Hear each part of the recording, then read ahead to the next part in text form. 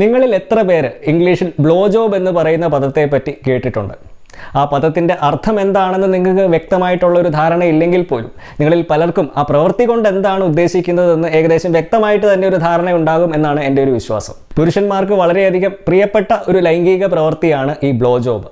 അതായത് അവരുടെ ഉദ്ധരിച്ച ലിംഗത്തിൽ സക്ക് ചെയ്യുകയോ ലിക്ക് ചെയ്യുകയോ കിസ് ചെയ്യുകയോ ഒക്കെ ചെയ്യുന്ന പ്രവൃത്തി. സ്ത്രീകളിലാണ് ഇത് ചെയ്യുന്നതെങ്കിൽ അതിന് പറയുന്ന പേരാണ് കണിലിംഗസ്. അതിനെപ്പറ്റി കൂടുതൽ മനസ്സിലാക്കാൻ താല്പര്യമുള്ളവർക്ക് ഈ വീഡിയോ കാണാവുന്നതാണ്. അപ്പോൾ ഇന്നത്തെ എൻ്റെ ഈ വീഡിയോ ഉദ്ധരിച്ച ലിംഗത്തിൽ ചെയ്യുന്ന ബ്ലോ ജോബിനെ പറ്റി അറിഞ്ഞിരിക്കേണ്ട ചില കാര്യങ്ങളാണ്.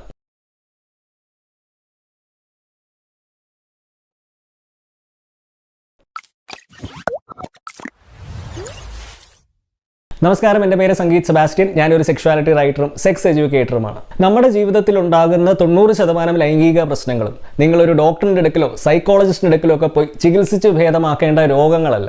അത് പരിഹരിക്കാൻ നിങ്ങൾക്ക് വേണ്ടത് ശരിയായ അറിവും സമഗ്ര ലൈംഗിക വിദ്യാഭ്യാസം ഉൾപ്പെടുന്ന ഒരു കൗൺസിലിംഗും മാത്രം മതി. പക്ഷേ ഈ സമഗ്ര ലൈംഗിക വിദ്യാഭ്യാസം എന്ന് പറയുന്നത് ഇന്നും ഡോക്ടർമാരോ സൈക്കോളജിസ്റ്റുകളോ ഒന്നും അവരുടെ കരിക്കുലത്തിൻ്റെ ഭാഗമായിട്ട് പഠിക്കുന്ന ഒരു വിഷയമല്ല. അതുകൊണ്ട് തന്നെ അവർക്ക് ഇങ്ങനെ ഒരു സേവനം നൽകുവാൻ സാധ്യവുമല്ല.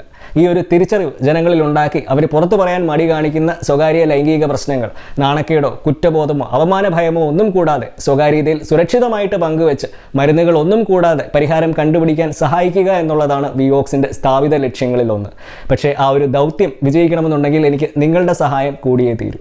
അപ്പോൾ ദയവായി സബ്സ്ക്രൈബ് ചെയ്ത് വീഡിയോസ് മറ്റുള്ളവരിൽ എത്തിക്കാൻ പരമാവധി സഹായിക്കുക. ഈ ബ്ലോ ജോബ് എന്ന് പറയുന്ന പദം സത്യത്തിൽ ലോകമെമ്പാടും തന്നെ വ്യാപകമായിട്ട് പ്രചാരത്തിൽ കൊണ്ടുവന്നതിൻ്റെ പിന്നിൽ ഒരു വലിയ പങ്ക് വഹിച്ചത് 70കളുടെ തുടക്കത്തിൽ ഹോളിവുഡിൽ റിലീസ് ചെയ്ത ഒരു അഡൽട്ട് ചിത്രമായ ഡീപ് ത്രോട്ടാണ്. ആ സിനിമയിലെ മുഖ്യ കഥാപാത്രത്തെ അവതരിപ്പിച്ച ലിൻഡ ലവ്ലേസിൻ്റെ ലിൻഡ എന്ന് പറയുന്ന കഥാപാത്രത്തിൻ്റെ സവിശേഷത എന്ന് പറയുന്നത് അവർക്ക് ബ്ലോ ജോബിലൂടെ മാത്രം രതിമൂർച്ചയിൽ എത്താൻ സാധിക്കുന്ന ഒരു സ്ത്രീ ആയിരുന്നു എന്നുള്ളതായിരുന്നു. അതിൻ്റെ വളരെ വിചിത്രമായ കാരണമായിട്ട് ആ സിനിമയിൽ പറഞ്ഞത് ഈ ലിൻഡയ്ക്ക് മറ്റ് സ്ത്രീകളെ അപേക്ഷിച്ച് അവരുടെ ക്രിസരി സ്ഥിതി ചെയ്യുന്നത് യോനിക്ക് പുറത്തല്ല, മറിച്ച് തൊണ്ടയ്ക്കുള്ളിലാണ് എന്നായിരുന്നു. അതുകൊണ്ട് അവർക്ക് രതിമൂർച്ചയിലെത്താൻ ഓരോ തവണയും ബ്ലോ ജോബ് കൂടിയേ തീരും. അങ്ങനെയാണ് ആ സിനിമയ്ക്ക് ഡീപ് ത്രോട്ട് എന്ന പേര് വന്നത്.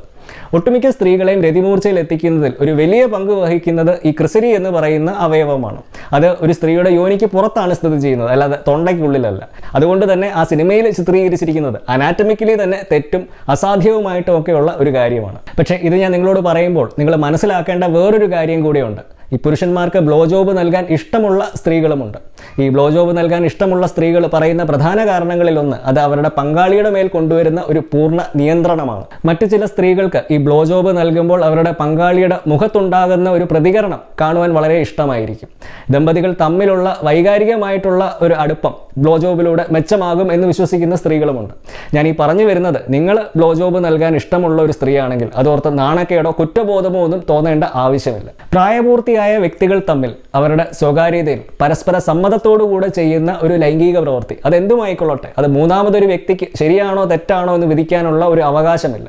അതിനുള്ള എല്ലാ സ്വാതന്ത്ര്യവും ഇന്ന് ഇന്ത്യയിലെ നിയമങ്ങൾ നമുക്ക് തരുന്നുണ്ട്. അതുകൊണ്ട് തന്നെ നിങ്ങളിവിടെ അറിഞ്ഞിരിക്കേണ്ടത് ഈ ബ്ലോ ജോബിന് മുമ്പ് നിർബന്ധമായിട്ടും ചെയ്തിരിക്കേണ്ട ചില സുരക്ഷാ മാർഗങ്ങളെ പറ്റിയാണ്. കാരണം ഈ ബ്ലോ ജോബിലൂടെ ഒരു ഗർഭധാരണം സാധ്യമല്ലെങ്കിൽ പോലും പലതരത്തിലുള്ള ലൈംഗിക രോഗങ്ങൾ, ഹെർപ്പിസ്, ഗൊണേറിയ, സിഫ്ലിസ്, ക്ലമീഡിയ എന്ന് തുടങ്ങിയ ലൈംഗിക രോഗങ്ങൾ ഉണ്ടാകാനുള്ള ഒരു സാധ്യത വളരെ കൂടുതലാണ്. അതുകൊണ്ട് തന്നെ നിങ്ങൾ ഈ ലിംഗം യോനിയിൽ പ്രവേശിപ്പിച്ച് ചെയ്യുന്ന സെക്സിൽ ഏർപ്പെടുമ്പോൾ സ്വീകരിക്കുന്ന അതേ സുരക്ഷാ മാർഗങ്ങൾ തന്നെ ഇവിടെയും സ്വീകരിക്കണം. ഇന്ത്യയിൽ ഇന്ന് ഏറ്റവും പ്രചാരത്തിലുള്ള flavoured condoms, chocolate, vanilla, strawberry, mango, orange തുടങ്ങിയ ഫ്ലേവറുകളിലുള്ള കോണ്ടംസ് ഈ ബ്ലോ ജോബ് ഇഷ്ടപ്പെടുന്ന ദമ്പതികളെ ഉദ്ദേശിച്ച് നിർമ്മിച്ചിട്ടുള്ള കോണ്ടംസ് തന്നെയാണ്. ഒരു വ്യക്തിയുടെ ഉദ്ധരിച്ച ലിംഗത്തിൽ ചെയ്യുന്ന ഒരു പ്രവൃത്തിയാണ് ഈ ബ്ലോ ജോബ്. ഈ സ്ത്രീകളുടെ കാര്യത്തിൽ സെക്സിന് മുമ്പ് അവരെ ആ ലൈംഗിക പ്രവൃത്തിക്ക് തയ്യാറാക്കുന്നതിന് ഫോർപ്ലേക്ക് ഒരു വലിയ പങ്കുണ്ട് എന്ന് നമുക്കറിയാം. എന്ന് പറഞ്ഞതുപോലെ പല പുരുഷന്മാർക്കും ഈ ലിംഗത്തിൻ്റെ ഉദ്ധാരണത്തിലും ഒരു ഫോർപ്ലേ ആവശ്യമായിട്ട് വന്നേക്കാം. പല പുരുഷന്മാരും അവരുടെ ലിംഗത്തിൻ്റെ ഉദ്ധാരണത്തെ ഈ സ്വിച്ച് ഇട്ടതുപോലെ ഓട്ടോമാറ്റിക്കായിട്ട് നടക്കുന്ന ഒരു പ്രതിഭാസമായിട്ടാണ് മനസ്സിലാക്കി വെച്ചിരിക്കുന്നത്. പക്ഷേ ഈ ഒരു കാഴ്ചപ്പാട് അവരുടെ ഭാവി ദാമ്പത്യ ബന്ധത്തിൽ പ്രശ്നങ്ങൾ ഉണ്ടാക്കാനുള്ള ഒരു സാധ്യത വളരെ കൂടുതലാണ്. കാരണം ഈ ഉദ്ധാരണം എന്ന് പറയുന്ന പ്രതിഭാസത്തിന് ഓരോ വ്യക്തിയുടെയും പ്രായത്തിനനുസരിച്ചും ശാരീരിക ആരോഗ്യത്തിനനുസരിച്ചും സെക്സിൽ ഏർപ്പെടുന്ന സന്ദർഭത്തിനനുസരിച്ചുമൊക്കെ വ്യതിയാനങ്ങൾ സ്വാഭാവികമാണ്. അപ്പോൾ അങ്ങനെ ഒരു സാഹചര്യത്തിൽ പുരുഷന്മാർക്കും സ്ത്രീകളെ പോലെ തന്നെ ഒരു ഫോർപ്ലേ ആവശ്യമായിട്ട് വരും. അപ്പോൾ ഇവിടെയും വായു ഉപയോഗിച്ചും നാവ് ഉപയോഗിച്ചും വിരൽ ഉപയോഗിച്ചും ഒക്കെ ആ ബ്ലോ ജോബ് എന്ന് പറയുന്ന ഫോർപ്ലേയിൽ ഏർപ്പെടാവുന്നതാണ്. ഒരു പുരുഷന്റെ ശരീരത്തിൽ ഏറ്റവും ലൈംഗിക വികാരം ഉണർത്തുന്ന ഭാഗം എന്ന് പറയുന്നത് ലിംഗത്തിന്റെ അഗ്രഭാഗം, അതായത് ഇംഗ്ലീഷിൽ ഗ്ലാൻസ് പെനിസ് എന്ന് പറയുന്ന ഭാഗവും അതിന്റെ അടിവശത്തായിട്ട് സ്ഥിതി ചെയ്യുന്ന ഫ്രെനിലവും ഒക്കെയാണ്.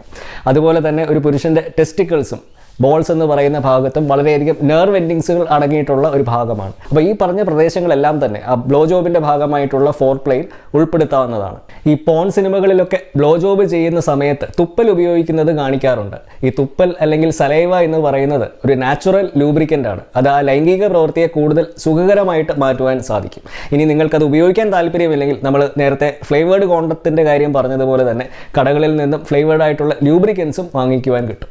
ഒരു പുരുഷൻ സ്വയംഭോഗത്തിനായിട്ട് കൈ ഉപയോഗിച്ച് ചെയ്യുന്ന അപ്പ് ആൻഡ് ഡൗൺ സ്ട്രോക്കിംഗ് തന്നെയാണ് ബ്ലോ ജോബിൻ്റെ സമയത്തും വായു ഉപയോഗിച്ചും ചെയ്യുന്നത്. അതുകൊണ്ട് തന്നെ ഇവിടെയും നിങ്ങൾക്ക് ഈ രണ്ട് ശൈലികളും മാറി മാറി ചെയ്യാവുന്നതാണ്. കൈ ഉപയോഗിച്ച് സ്വയംഭോഗം ചെയ്യുന്ന അതേ വേഗതയിൽ തന്നെ വായു ഉപയോഗിച്ച് ബ്ലോ ജോബും ചെയ്യാവുന്നതാണ്.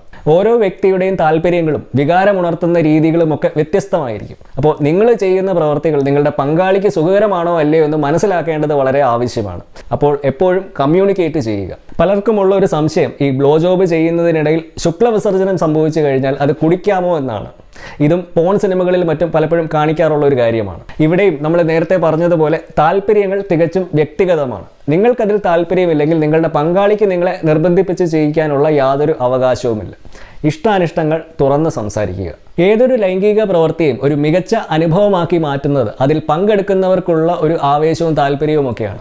അതുകൊണ്ട് തന്നെ നിങ്ങളൊരു ബ്ലോ ജോബ് എക്സ്പേർട്ടൊന്നും അല്ലെങ്കിൽ പോലും നിങ്ങൾ ചെയ്യുന്ന ആ ഒരു പ്രവൃത്തിയിൽ നിങ്ങൾക്ക് താല്പര്യവും ആവേശവും ഒക്കെ ഉണ്ടെങ്കിൽ അത് നിങ്ങളുടെ പങ്കാളിക്കും ഒരു മികച്ച അനുഭവമായിട്ട് മാറാനുള്ള ഒരു സാധ്യത വളരെ കൂടുതലാണ്. അപ്പോൾ ഒരു പുതിയ വീഡിയോയുമായിട്ട് നമുക്ക് വീണ്ടും കാണാം. So until next time, this is Sangeet Sebastian signing off for VVox. Just sex, no shame.